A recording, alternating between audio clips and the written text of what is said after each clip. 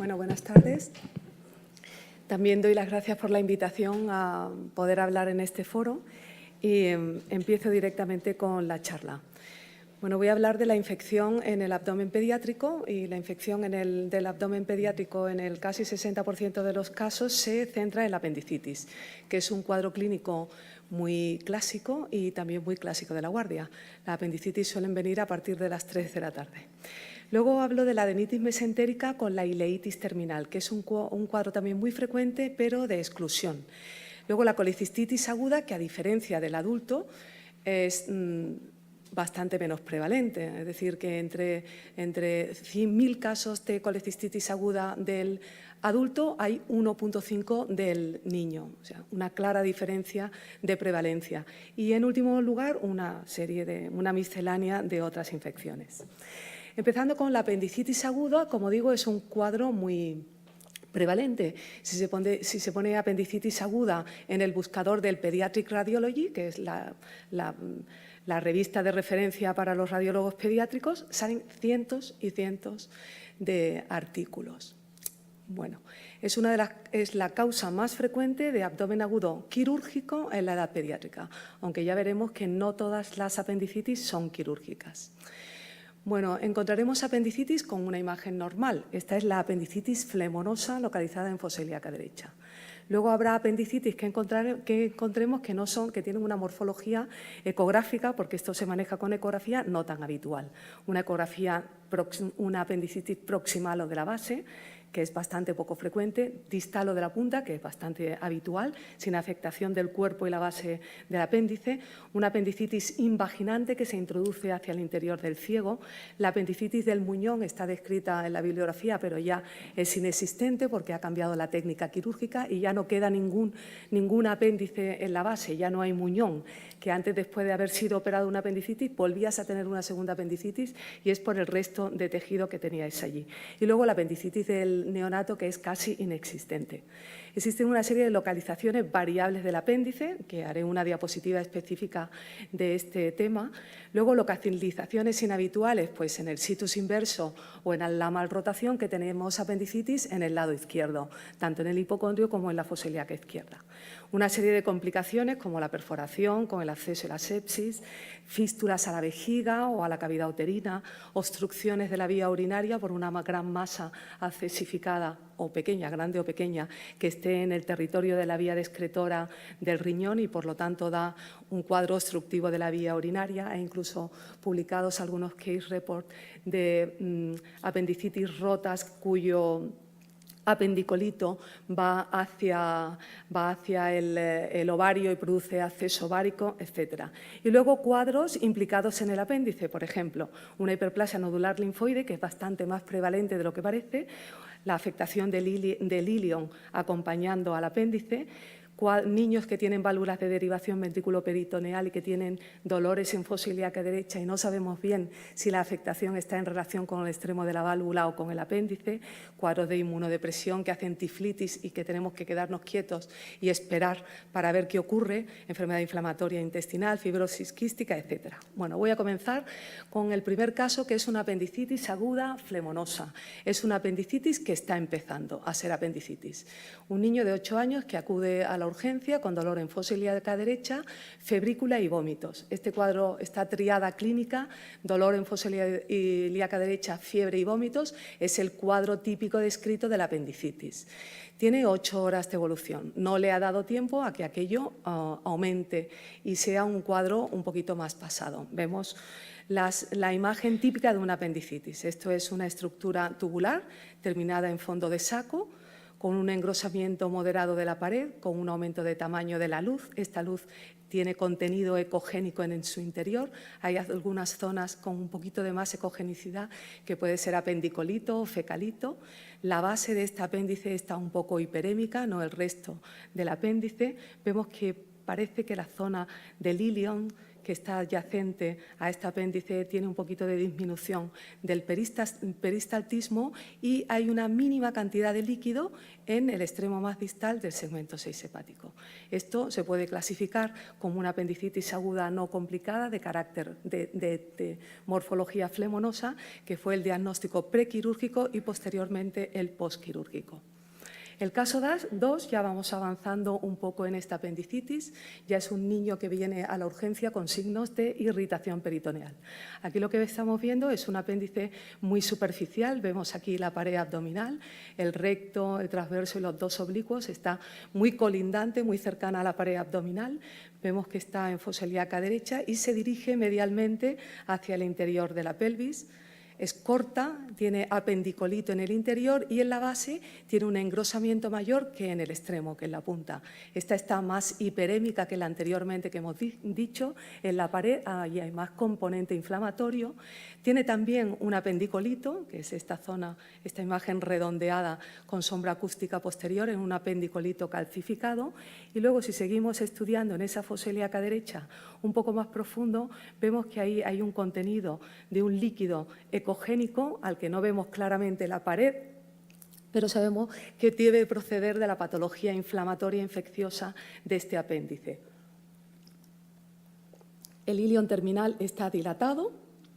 Vemos aquí la arteria y la vena y por encima este ilion terminal está dilatado. Hay un poco de reacción mesentérica adyacente y más líquido libre que en el anterior.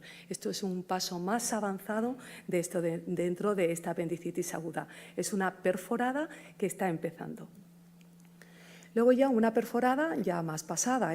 Aquí hay un plastrón apendicular, aunque la terminología es un poco vasta, hablar de plastrón, pero realmente es lo que hay, es una reacción inflamatoria adyacente que está intentando acoger e intentando que esa infección no avance. También el ilion terminal se acerca a toda esta zona, se inflama e intenta que esa infección no avance. Aquí vemos un gran magma inflamatorio en el que a veces es difícil determinar claramente que hay un apéndice inflamado. Aquí veíamos el apéndice en la zona del cuerpo del apendicular, pero no veíamos el extremo. Había una imagen de apendicolito y había un segundo apendicolito que estaba ahí libre, englobado dentro de ese magma inflamatorio.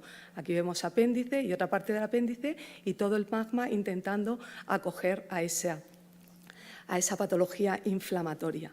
En este caso, el tratamiento es una dieta absoluta, antibioterapia intravenosa, control de la temperatura y, según evolución, se decide la actitud, se interviene o no se interviene. Se hace control ecográfico continuado dependiendo de la evolución del paciente y, según vaya evolucionando, se interviene, pasa a una laparoscopia o laparotomía o se deja con tratamiento antibioterápico.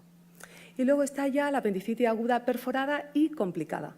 Complicada es cuando ya el apéndice hace un acceso como el de este tamaño que había aquí. Aquí se ve con la ecografía extendida como hay una gran colección que era cercana a 8 centímetros de diámetro, con trabeculación en su interior, con septos, con infiltración del tejido adyacente y que en un segundo paso, pasó de un hospital a otro, hizo una gran colección accesificada que englobaba toda la zona del útero, se encontraba por delante y por detrás, estaba fistulizada, tenía aire en su interior. Esto es lo que parece ser que era el apéndice roto y que englobaba el uréter en su trayecto distal y provocaba un retraso en el otro lado. Era tan grande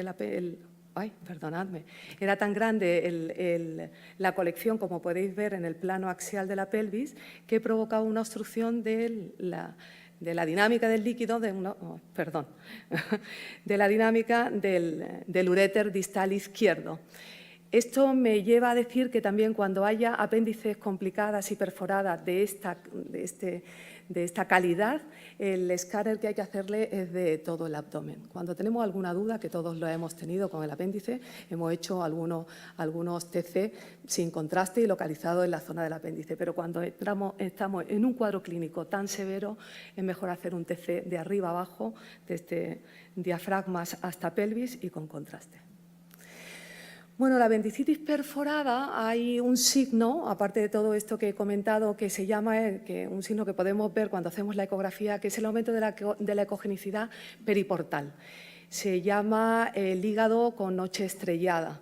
Y una imagen, una metáfora muy acertada, porque vemos un hígado lleno de puntitos estrellados en su parénquima. Es una respuesta edematosa del hígado a la peritonitis. Esto no es específico de una apendicitis perforada. Esto se puede dar en cualquier cuadro sistémico que encontremos en el abdomen, como una sepsis, una enfermedad inflamatoria intestinal perforada y con un absceso, en un citomegalovirus sistémico abdominal, etc. No es específico, pero sí nos puede llevar a plantear que ese apéndice está perforado.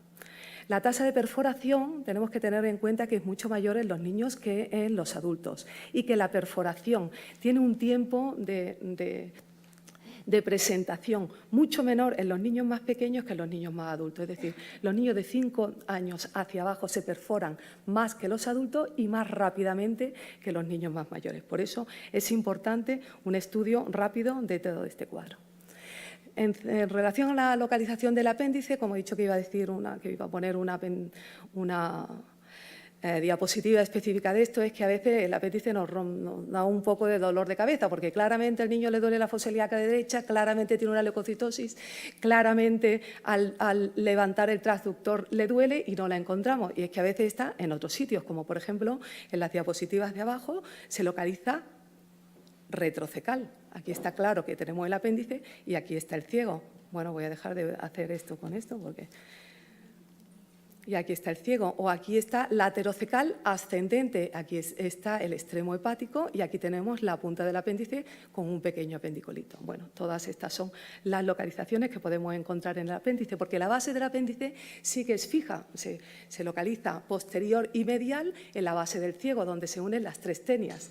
Dependiendo de dónde se localice el ciego, que el ciego es un órgano móvil, puede estar más alto, más hacia la derecha, más hacia la izquierda, el apéndice irá conforme al ciego se vaya, pero luego todo el cuerpo y el extremo del apéndice puede moverse en circunferencial hacia arriba y en horizontal respecto a ese ciego. Como decía, este es un caso quinto que me ha prestado un amigo de un hospital de Madrid, que es una apendicitis de un neonato. La apendicitis del neonato es extremadamente raro y sobre todo porque está englobada dentro de cuadros sépticos, enterocolitis necrotizante, Hirschsprung, etcétera, y no sabemos diferenciarla claramente de ese cuadro basal que hay. En este caso era claramente una apendicitis de la punta. Aquí está la imagen in vivo de este apéndice y cómo se operó, no por la paroscopia, sino de arriba abajo. El apéndice del lactante no se produce porque la morfología es diferente a la del niño. Tiene una morfología en embudo, no es un fondo de saco tubular, sino un embudo. Luego, conforme va pasando la edad, aproximadamente hacia los 2 años, ya adopta esta morfología tubular que conocemos. También dicen que la dieta del niño, que es una dieta líquida, láctea, sin fecalitos, favorece que no se produzca la obstrucción del apéndice, que es lo que da lugar a la inflamación e infección, y la postura en decúbito supino. Y, por supuesto, que los niños tienen bastante menos reactividad hiperplásica que los adultos. Luego, la enfermedad de Crohn parece que es una...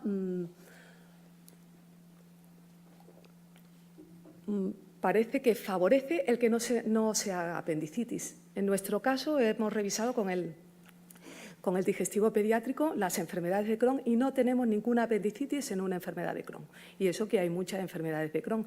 En este caso que presento era un Crohn claramente del ilion terminal, ¿no? Todo este tramo pélvico y del ilion en la zona de entrada con la válvula ileocecal infiltrada, con un apéndice que restringía la difusión, al menos, bueno, no restringía, sino que brillaba en la difusión, estaba inflamada y realzaba con contraste, pero no era una apendicitis, mantiene su morfología normal y no tiene reacción inflamatoria adyacente.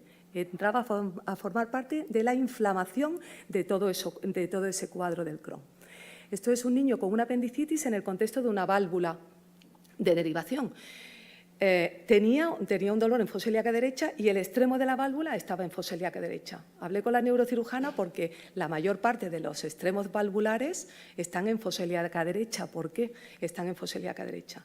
Porque inicialmente, como se ve aquí, Para introducir el tramo abdominal de la válvula iliocecal se localizan, hacen una incisión muy fina para que solamente quepa la válvula en localización paraumbilical derecha. Y luego, a ciegas, introducen la válvula y la técnica dice que ha de introducirse hacia fosa ilíaca derecha. Por eso, la mayor parte terminan en esa zona. Cuando aprovechando que tenía una apendicitis y que había que intervenirlo, recambiaron la válvula que tenía un antigravitatorio para una válvula reprogramable y aquí veis cómo esta válvula ya la introdujeron para umbilical izquierda, pero también su extremo se localiza en fosa ilíaca derecha. En esta niña también teníamos una sospecha de patología inflamatoria del apéndice, inflamatoria versus infecciosa. Tenía un dolor en fosa ilíaca derecha y tenía colocada una válvula por una meningitis estreptocócica que tuvo en edad del lactante con secuela de hipertensión intracraneal que requirió este drenaje. Bueno, pues entonces lo que se veía era el extremo de la válvula cercano a este apéndice y una cantidad de líquido en fosa ilíaca derecha, que hay que saber que este líquido no está provocado por el apéndice, sino puede estar provocado por el apéndice si tenemos una apendicitis, pero en este caso no había una apendicitis, sino una hiperplasia linfática del apéndice y este líquido está en relación con la válvula de derivación ventrículo-peritoneal. Es decir, este signo secundario de inflamación no está en relación con la inflamación, sino con la válvula de derivación. La hiperplasia nodular linfoide del apéndice es un cuadro que hay que tener en cuenta para diferenciarlo claramente de la apendicitis, porque este cuadro no requiere intervención quirúrgica. Este cuadro lo que requiere es quedarse tranquilo, esperar, quitar el dolor del paciente, esa reactividad ganglionar que disminuya y volver a repetirle la ecografía para ver que ésta ha disminuido. Esta hiperplasia nodular linfoide se localiza en la capa del tejido linfoide, se localiza en la lámina propia de la mucosa. La lámina propia, como veis aquí, entra a formar parte de epitelio, lámina propia, muscularis mucosa de la capa mucosa y tiene tejido linfoide. Este tejido linfoide es reactivo, al igual que es reactivo la hiperplasia amigdalar o la hiperplasia adenoidea del abdomen, etc. Y entonces también crece, al igual que crecen otros tejidos linfoides del cuerpo en el niño, que es muy reactivo ganglionar. Esto da lugar a una hipertrofia de esta zona de la lámina propia, un aumento de tamaño y una hipoecogenicidad marcada, como hemos visto en la imagen anterior. Y eso es una hiperplasia linfoide del apéndice, no es una apendicitis. En este caso lo que teníamos es un contexto de mononucleosis infecciosa. Una niña con una fiebre de larga data, con una esplenomegalia, fue diagnosticada de una mononucleosis infecciosa y en ese contexto de este cuadro veíamos un apéndice grande, en longitudinal y sobre todo en transversal, con un aumento del grosor de la pared, con un contenido hipoecogénico en su interior. No le dolía, a la compresión externa no había dolor, a pesar de que teníamos esta imagen radiológica, y no había ninguna reacción inflamatoria alrededor. Entonces, esto también estamos en un cuadro de hiperplasia nodular linfoide del apéndice en grado extremo. Esto se dejó, fuimos revisándolo poco a poco hasta que ya llegó un momento que a la niña le dolía y fue a quirófano. Y la anatomía patológica de esta imagen no fue apendicitis aguda, fue hiperplasia nodular linfoide. Y luego, por último, en el contexto de la apendicitis, hablar de la colitis neutropénica. Bueno, esto no es difícil de diagnosticar en un contexto neutropénico. En este caso teníamos un niño de 8 años con un síndrome de Cosman, que es un síndrome típico con neutropenia que da lugar a una colitis, que puede dar lugar a una colitis neutropénica en el que queda incluido el apéndice. Es una inflamación del ilion terminal, de la base del ciego, incluso de todo el colon ascendente. Aquí veíamos, en este contexto, veía un apéndice en situación retropólica con longitudinal que aparentemente no estaba infiltrado y no estaba inflamado. Aquí todo el colon ascendente con una inflamación en el contexto de esta colitis neutropénica. Muy bien, pues entonces la parte de la apendicitis está terminada y pasamos a la adenitis mesentérica con o sin ileitis. Este es un cuadro muy frecuente en el paciente pediátrico, pero para diagnosticarlo tenemos que excluir cualquier otra causa de dolor abdominal. Ponemos el ecógrafo en línea media y tanto en el mesenterio como en el retroperitoneo, sobre todo en el mesenterio central, vemos y profundo, vemos numerosas adenopatías. Estas adenopatías están aumentadas en número y tamaño. El eje corto es mayor de 5 milímetros en muchas de ellas. A veces hay un poquito de reacción inflamatoria adyacente a todas esas adenopatías y vemos como en el fosa ilíaca derecha, por delante, anterior a los vasos ilíacos, vemos el apéndice con una morfología y unas características ecográficas normales. Otra cosa, aquí el ilion terminal podía estar un poquito engrosado, desde luego se veía bastante.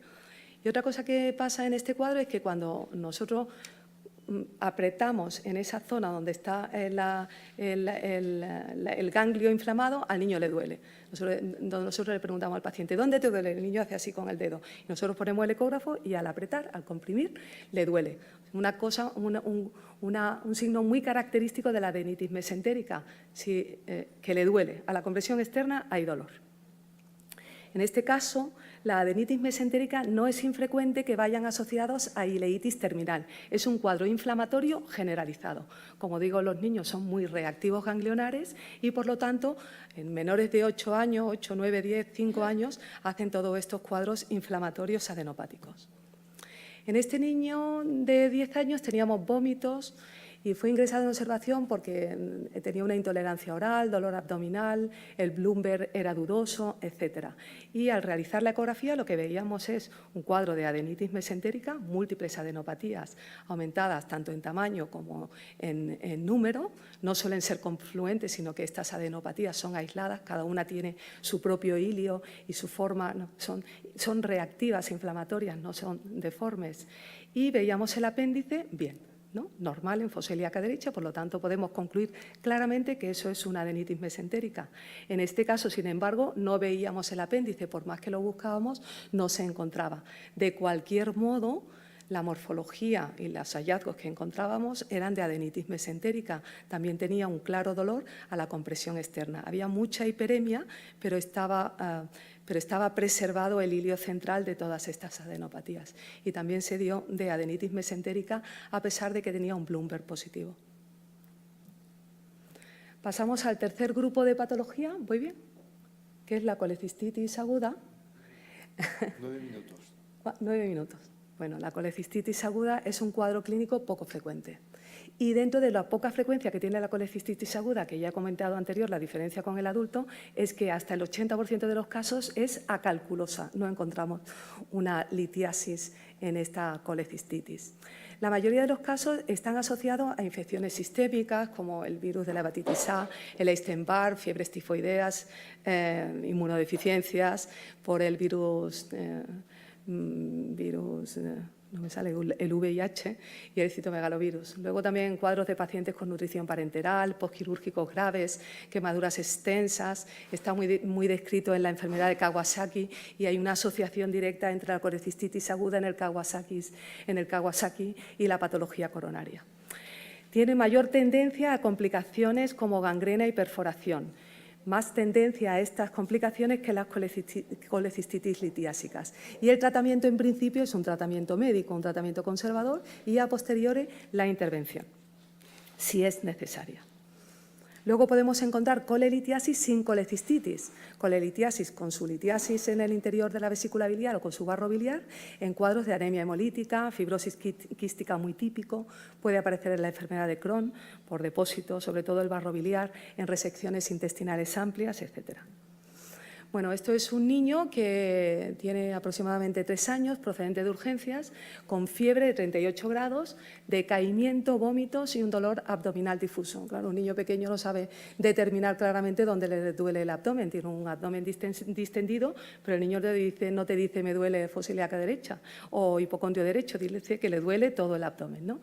Y vemos una vesícula distendida. Esto es muy importante, que esta vesícula esté distendida, es salud, porque si no sería otro tipo de patología, muy distendida, con un engrosamiento mural muy marcado. Este engrosamiento mural son membranas en el interior de esa pared, ¿veis? Que además había hecho un pequeño acceso subseroso en esta zona de aquí, que nos apoya el diagnóstico de una colecistitis de tipo infeccioso. que en el interior tiene un poquito de cogenicidad en el interior, podemos decir que tiene algún poquito de barro biliar o un éstasis del contenido biliar del interior de esta vesícula. Esto es una colecistitis aguda alitiásica, cuyo tratamiento fue seguimiento ecográfico, bueno, tratamiento médico y el seguimiento ecográfico. Podemos encontrar una vesícula similar a la que he mostrado anteriormente, pero que no está en relación con un cuadro infeccioso. Lo he traído porque es muy bonito.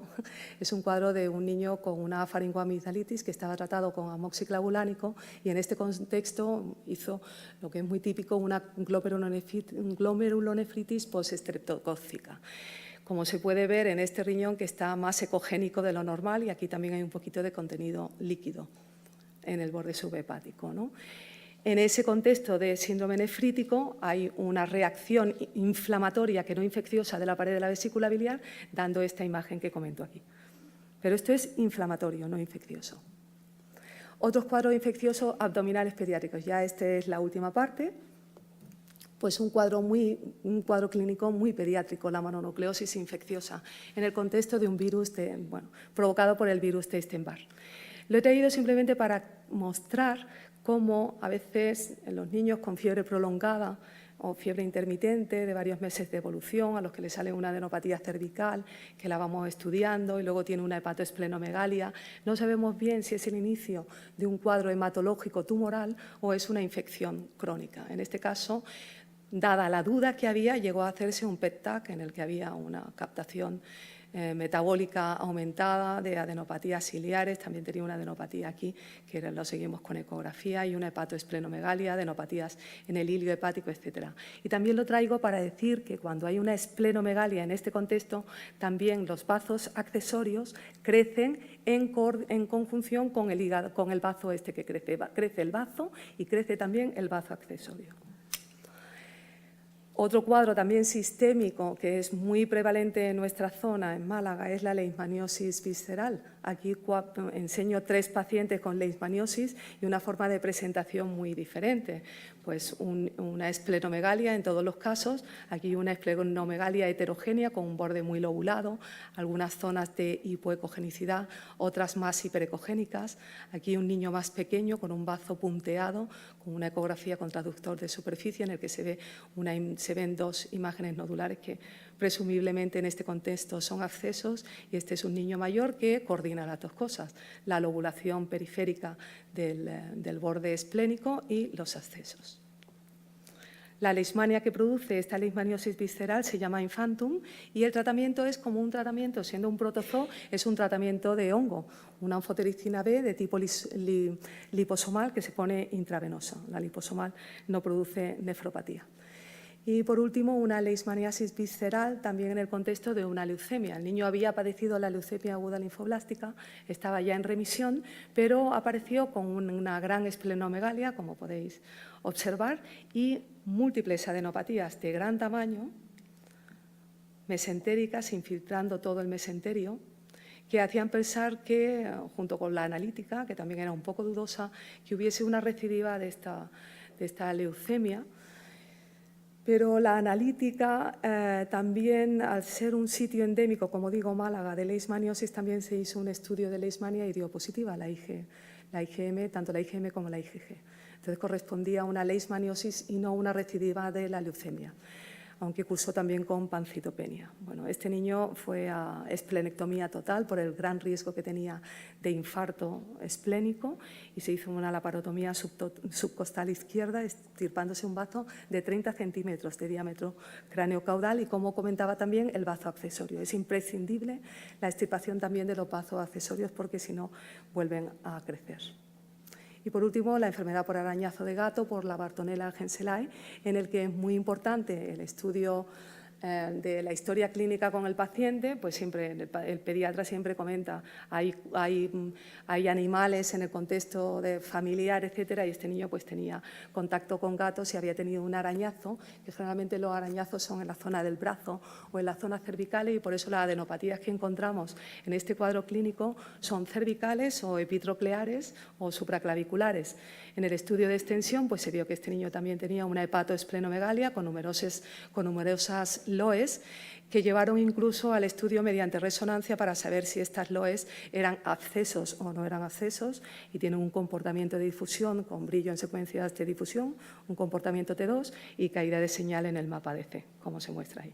Y luego estas son las adenopatías cervicales grandes y demasiado hipoecogénicas. Por eso hizo que hiciéramos un estudio sistémico de este paciente. Y ya el último, ¿sí?, que es el caso 15, es un acceso esplénico por salmonela.